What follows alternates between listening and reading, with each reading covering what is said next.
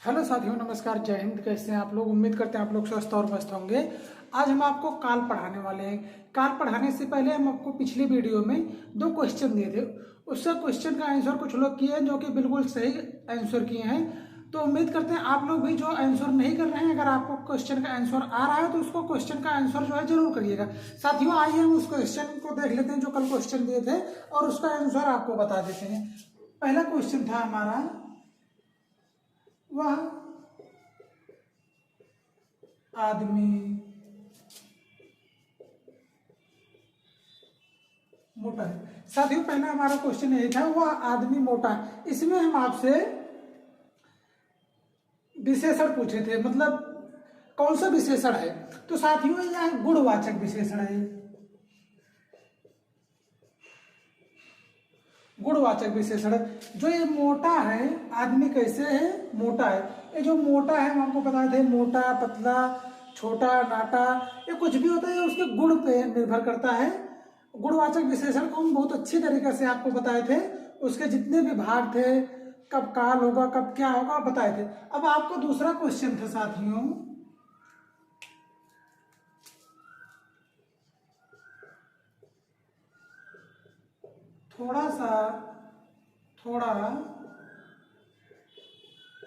थोड़ा पानी हमें भी हमें भी दे दो। कुछ ऐसा ही क्वेश्चन था, थोड़ा पानी हमें भी दे दो या हमें दे दो, ऐसे क्वेश्चन था। इसमें क्या था साथियों, इसमें भी हम आपसे विशेषण पूछे थे। तो आपसे क्या होगा, जैसे थोड़ा सा, जैसे थोड़ा सा, कुछ ऐसे ही आए, वहां पर आपको क्या करना है, परिमाण। क्योंकि आप पानी तौल तो सकते हैं, माप तो सकते हैं लीटर में, केजी में, लेकिन थोड़ा सा कहा जा रहा है तो परिमाणवाचक होगा। लेकिन ये थोड़ा सा जैसे लगेगा वैसे अनिश्चय परिमाणवाचक विशेषण हो जाएगा। आप इसको अनिश्चय परिमाणवाचक या परिमाणवाचक दोनों कह सकते हैं। अगर परिमाणवाचक दिया गया है, अनिश्चय परिमाणवाचक दिया गया है, तब आपको अनिश्चय परिमाणवाचक करना है। अगर ऑप्शन में अनिश्चय परिमाणवाचक नहीं है तो फिर हम आपको परिमाणवाचक करना था। तो इसका सही, अगर आप इसका परिमाणवाचक दिए हैं, परिमाणवाचक, और साथियों साथ ही साथ इसका अनिश्चय परिमाणवाचक। ऑप्शन में अगर पहले अनिश्चय दिख रहा है, पहले अनिश्चय पे जाएंगे, अगर अनिश्चय नहीं है तो फिर परिमाणवाचक पे जाएंगे। साथियों, आइए हम आज देख लेते हैं काल। काल किसे कहते हैं, हम इसको देख लेते हैं।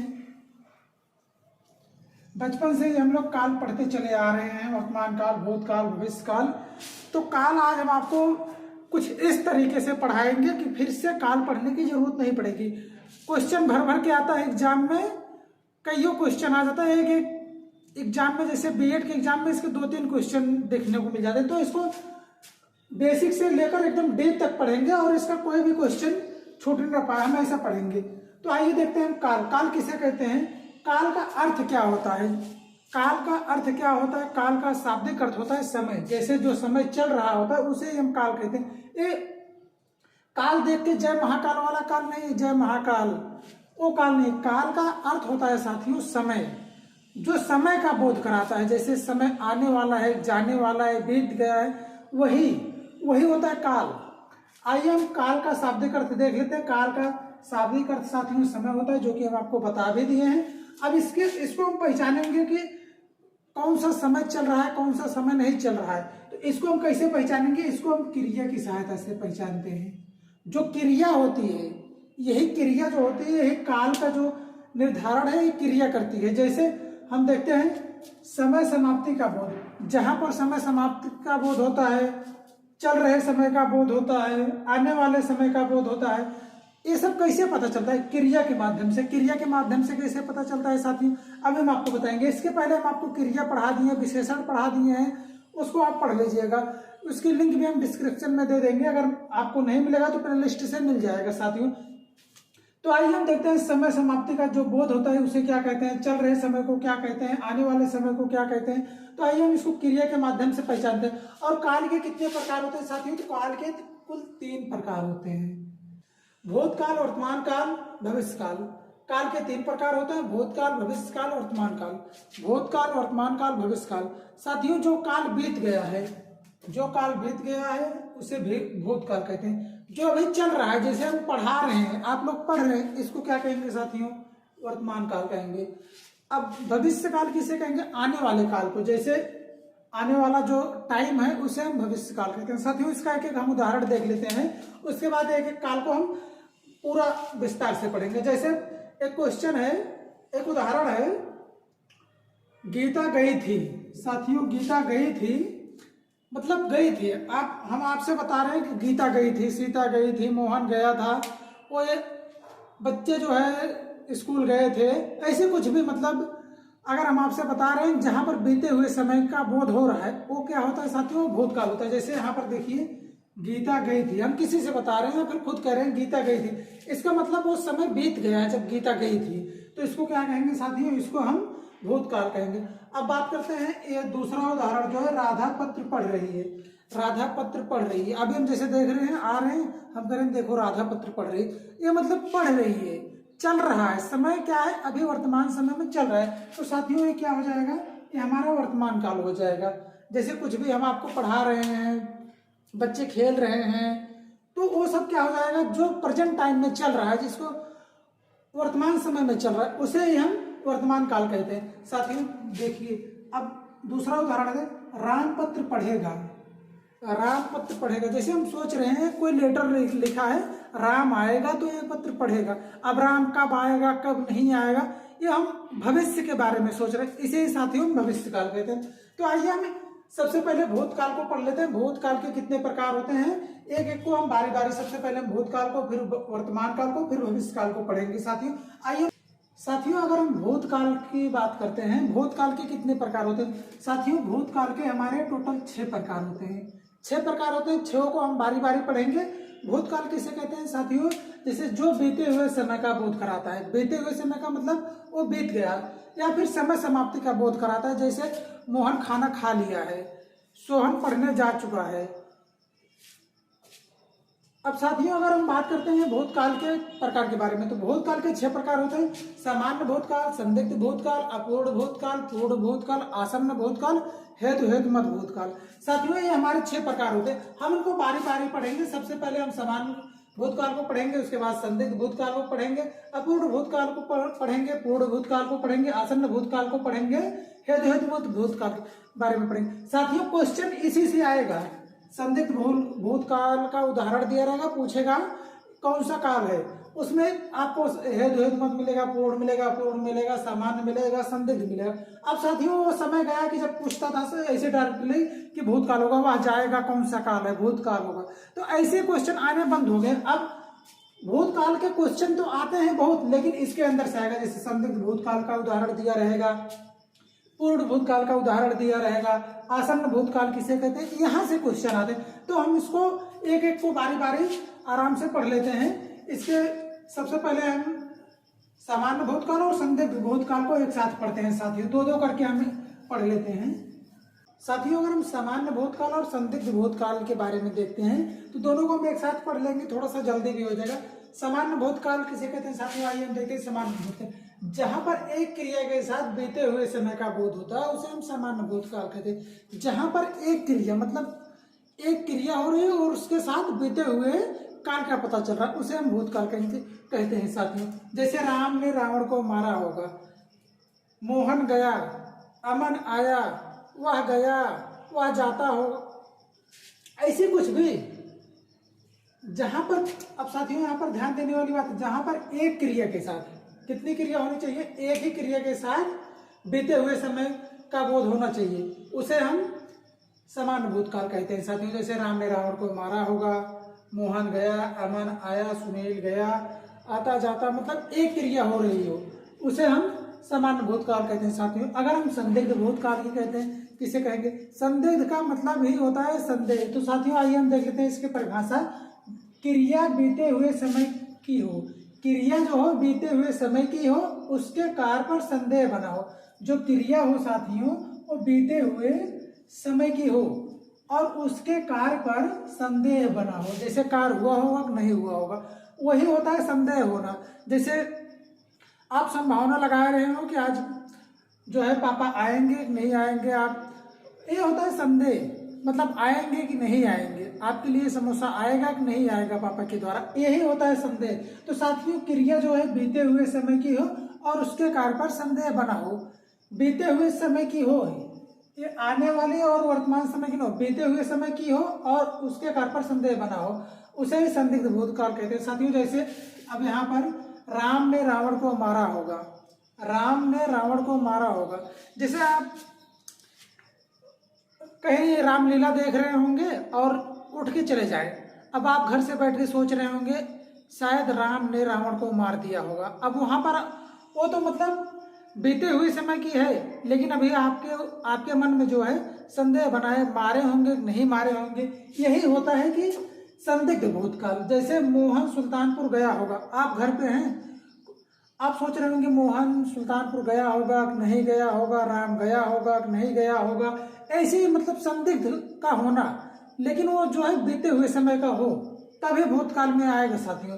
जैसे मोदी ने भाषण दिया होगा, आप कहीं जाने वाले थे और चले जाए, अब वहां से आप सोच रहे होंगे मोदी ने भाषण दिया होगा नहीं दिया होगा, तो यही होता है साथियों संदिग्ध भूतकाल। अब आइए हम पूर्ण भूतकाल और अपूर्ण भूतकाल को देख लेते हैं साथियों। पूर्ण भूतकाल किसे कहते हैं, अपूर्ण भूतकाल किसे कहते हैं।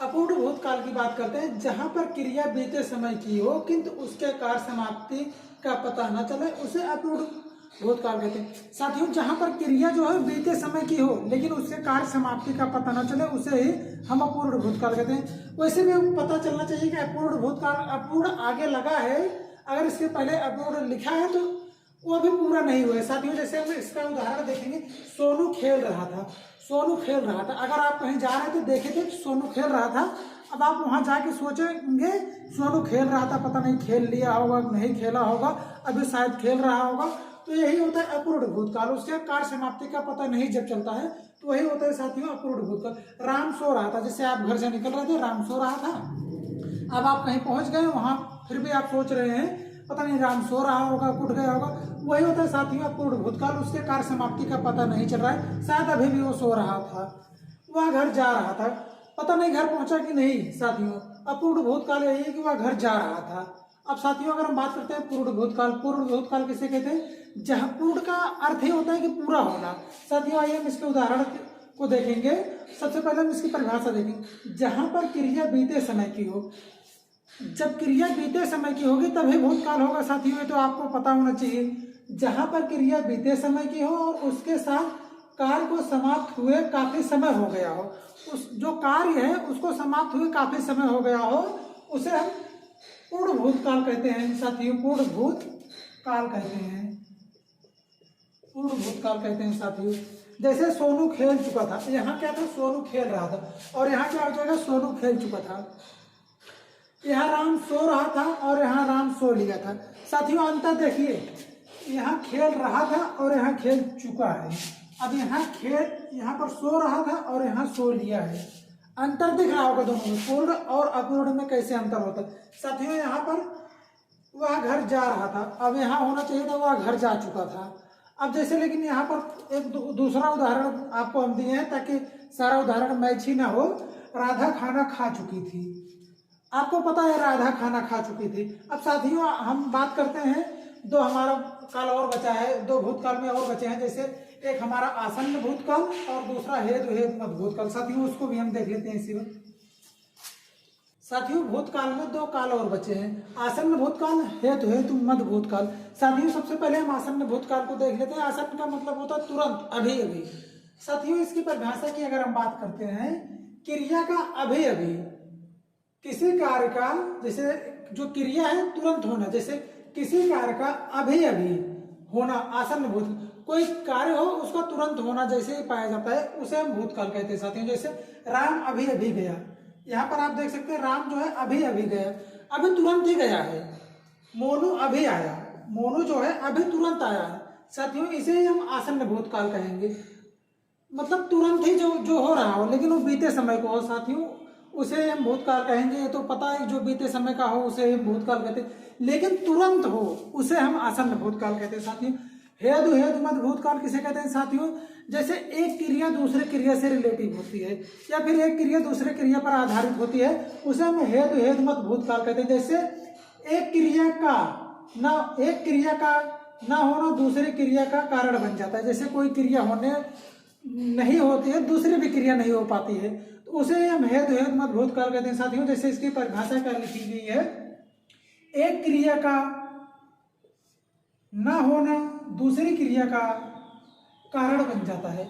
एक क्रिया का ना होना दूसरी क्रिया का कारण बन जाता है, उसे हेतु हेतु मत भूतकाल कहते हैं साथियों। जैसे तुम आते, अगर तुम आते तब मैं जाता, तुम आते तो मैं जाता, अगर तुम आए ही नहीं तो मैं जाऊंगा कैसे साथियों। ऐसे ही राधा गाती, अगर राधा गाती तो मैं नृत्य करता। साथियों उम्मीद करते हैं आपको पूरा अच्छे से समझ में आ रहा होगा। अब हम आने वाले वीडियो में हम वर्तमान काल को और भविष्य काल को पढ़ेंगे।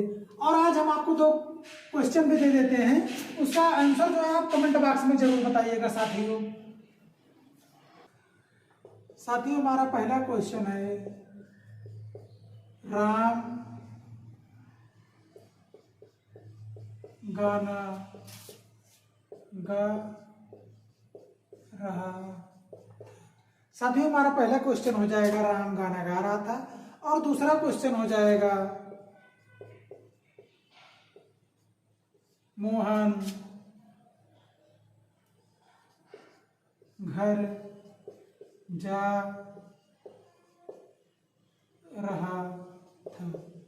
साथियों दोनों क्वेश्चन में आपको कौन सा काल है, भूतकाल तो है लेकिन भूतकाल के अंदर कौन सा काल है, इसको आप कमेंट बॉक्स में बताइएगा साथियों। उम्मीद करते हैं आपको समझ में आया होगा। अगर समझ में आया होगा तो दोनों क्वेश्चन का जो आंसर है जरूर बताइएगा। धन्यवाद साथियों।